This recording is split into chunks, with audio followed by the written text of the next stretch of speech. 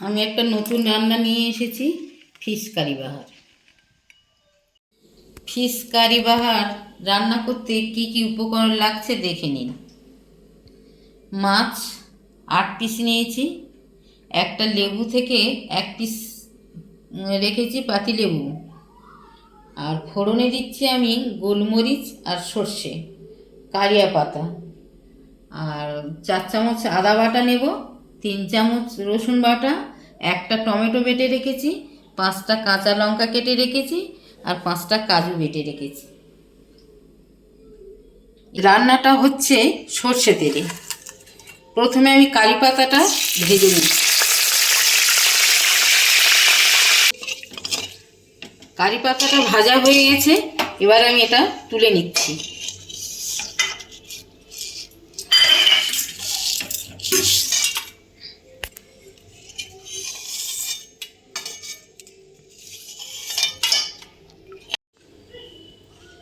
গোলমরিচ আর সর্ষে ফোড়ন দিচ্ছি।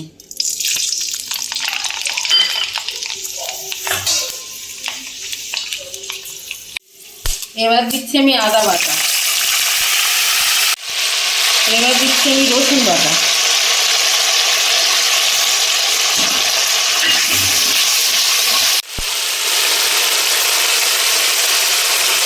হলুদ গুঁড়ো, এবার দিচ্ছি আমি টমেটো বাটা। লঙ্কা আপনারা স্বাদ মতো দেবেন, আমি 4টে কাঁচা লঙ্কা দিয়ে দিলাম।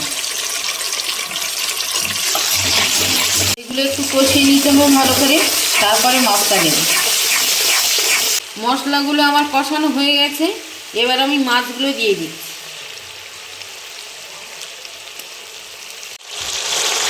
মশলার বাটি ধুয়ে অল্প করে জল দিয়ে দিচ্ছি।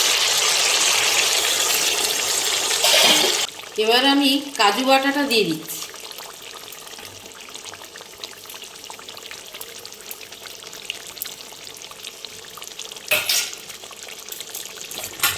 এবার কারি পাতাটা ভেজে রেখেছিলাম, সেটা উপর থাকতে আমি ছড়িয়ে দিচ্ছি। আর দিচ্ছি অল্প করে পাতি লেবুর রস।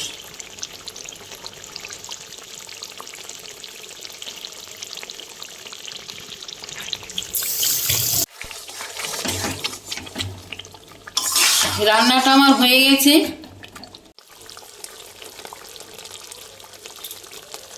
সব মশলা দেওয়া হয়ে গেছে, মাছটাও দিয়ে দিয়েছি। অল্প গ্যাসে, হালকা গ্যাসে ওটা ফোটাতে হবে, তারপর একটু পরে নামিয়ে নিতে হবে। ফিশ কারি বাহার আমার হয়ে গেছে, এবার আমি নামিয়ে নেব।